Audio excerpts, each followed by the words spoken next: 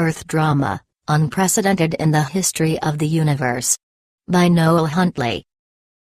The following provides a logical and consistent summary from an evaluation of the extensive information now available to the planet from extraterrestrial sources. The author considers at least the principal features of this evaluation to be true, however, note the different versions.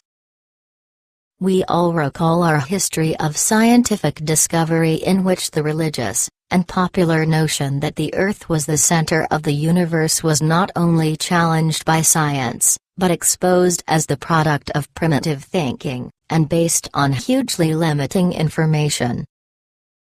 We now accept that there are billions of other star systems, and that Earth is an apparently insignificant speck in the immense cosmos.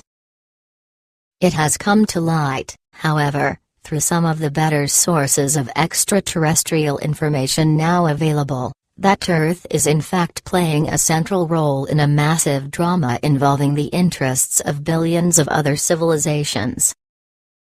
It has been stated that some 400,000 different ETs are interested in Earth, and this is part of a larger observation including billions of races, ranging from material and physical dimensions to higher frequency realms. Thus spiritually, Earth is the center of attention in this almost inconceivable drama, even to any science fiction writer, involving levels of purpose beyond our full comprehension. Most of this information came from the Explorer series of books by Shapiro, except where otherwise stated. The purpose of this negative-positive duality was to provide more probabilities and alternatives, in particular, the choice to live an expression in opposition to harmony and perfection, if one so chooses. Thus negativity, selfishness, control, greed was made available. There is emphasis on free choice. The full scope, however, of this plan did not take effect equally amongst civilizations. Most races chose not to become involved with exploring negativity. These civilizations did not go through problem solving to attain their state of relative perfection and blissful existence. They remained in close connection with their mass mind and source, and did not venture into a reality of separateness, ego development, isolation, and conflict, the nature of the shadow side.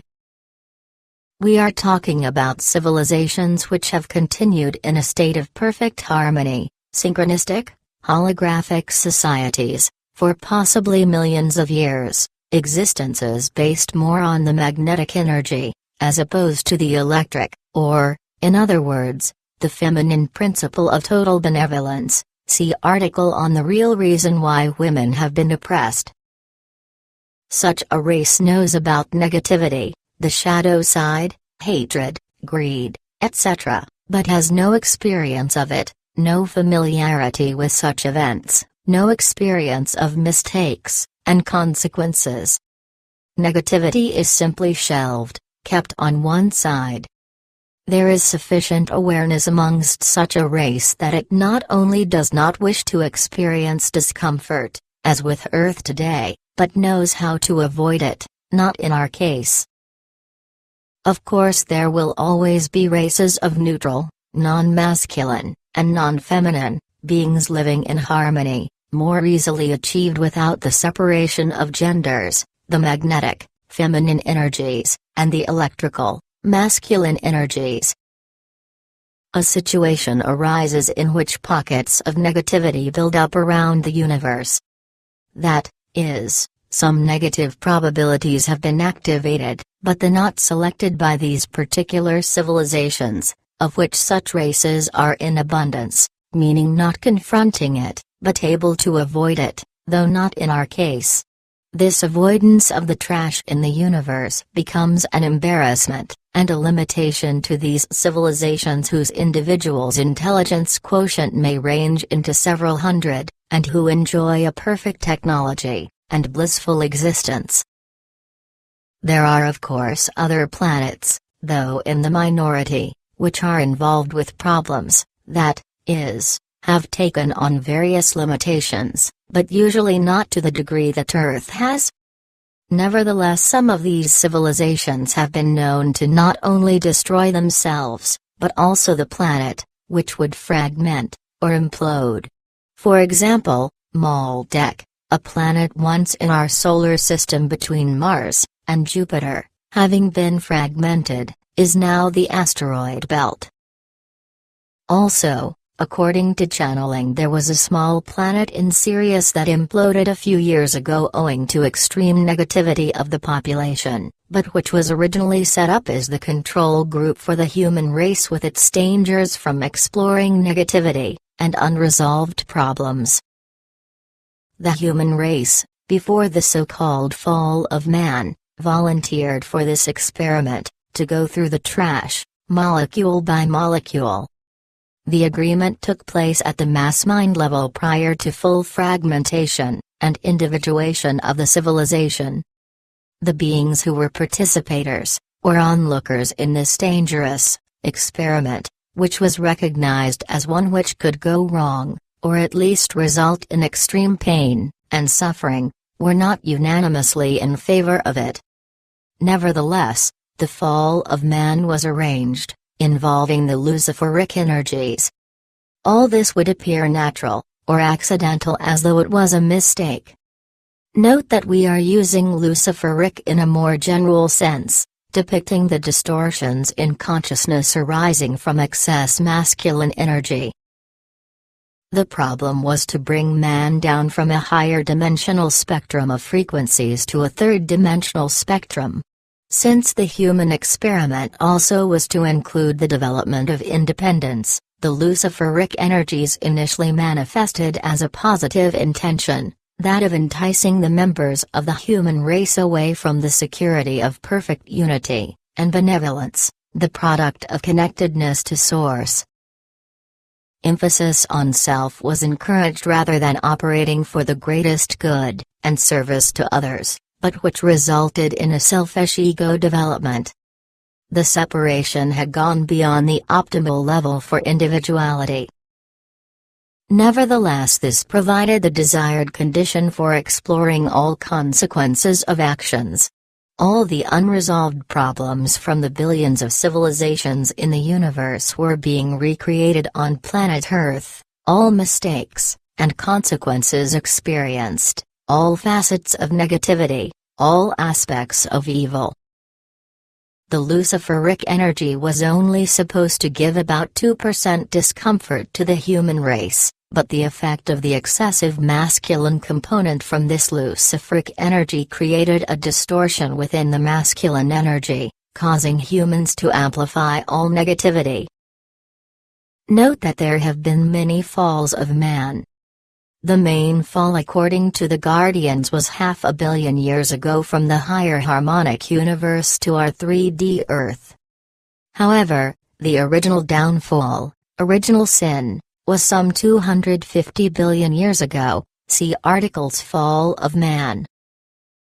In addition, there was the Luciferic rebellion in 25,500 BC in which Anunnaki and necromitants from Alpha Centauri and Zetas, and Anunnaki from Nibiru set up their Nibiru, diodic crystal, under, but before the time of, Stonehenge, energized by wormwood, Planet X, which has resulted in Merkabah, of basic energy spiral mechanics, to reverse, creating shadow selves, and severe DNA, mutations of life forms on Earth.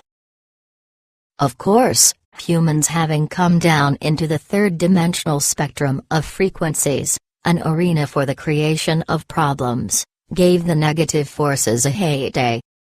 This was more their level, and they could draw parasitically on the average human's energies. Different tools are used today by the dark forces to prevent man's ascension from a third-dimensional spectrum to a fourth-dimensional one. Behavioral negativity manifests in humans, used as puppets and pawns. Degradation of art and music is occurring. Education is based on left brain development only. We have an ego-oriented, and dead, quantitative science, confining reality to 3D only. There is suppression of spirituality, emotion, and the feminine energy. We have a religion which acknowledges a non-existent external God. The principal force behind these negative sources are apparently from four main groups of aliens: the Anunnaki, the Dracos, and Necromittans, and the Zeta, Greys, but also including countless hybrids. They have the technology to modulate the frequencies of mass consciousness, in fact, reconnect the individuals of the human race with the aliens, collective.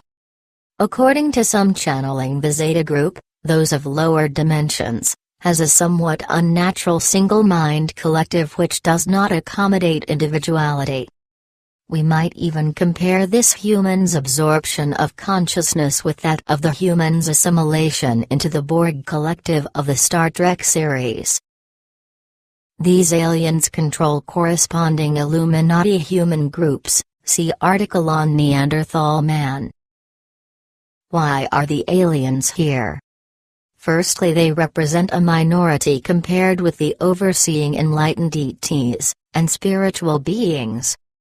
The Dracos believe they have rights to planet Earth, since they are human, Dracon hybrids, see Voyager's books, and recognize that humans came from other planets originally.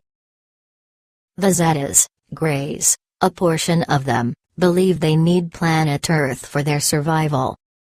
In addition, and along with minor groups of renegade and pirate aliens, the Earth is a rich source of minerals, ores, oil, quartz, sand, and water for these plundering ETs.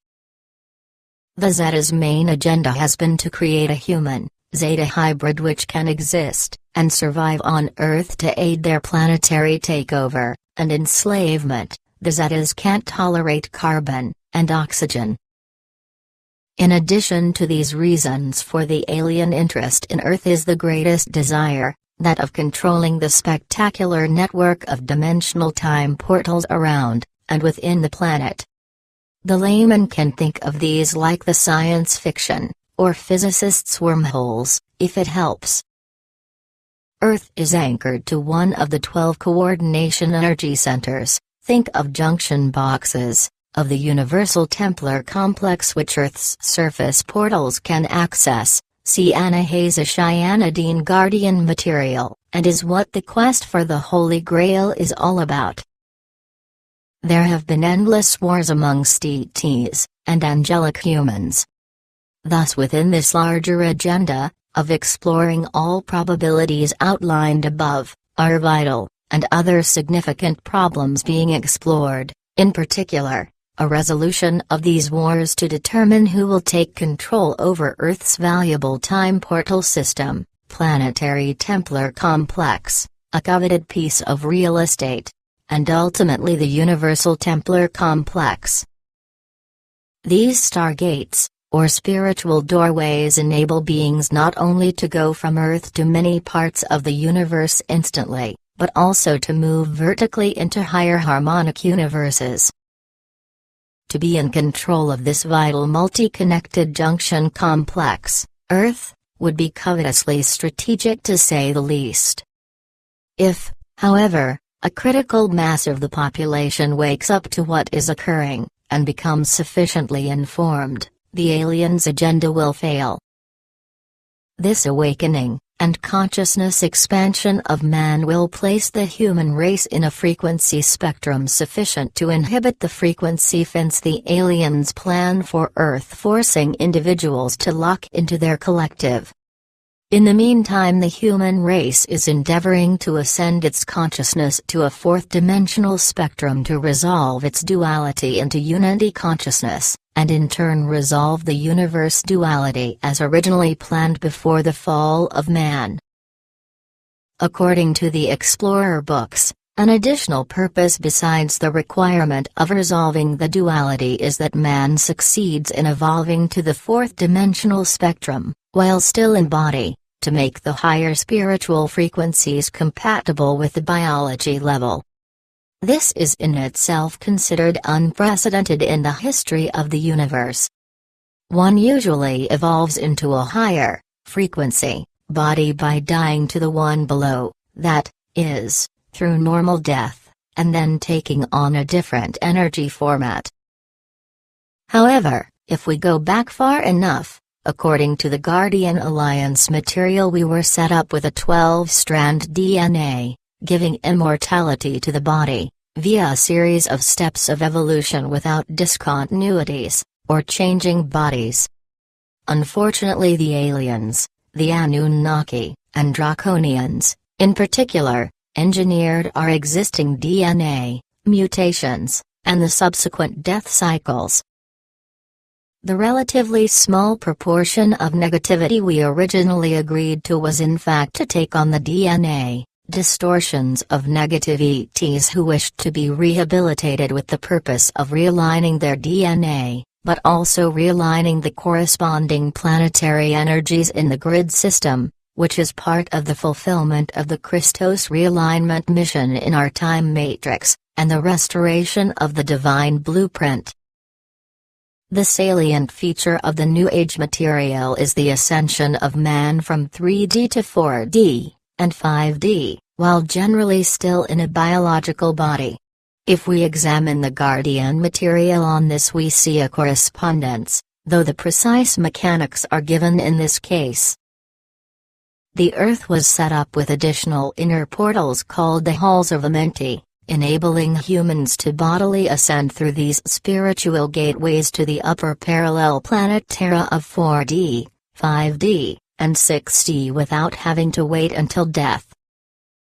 This option is now available to anyone who can match these frequencies, halls of Amenti. This was the real exit Jesus, Jeshua, took when leaving Earth. See New Age paradoxes.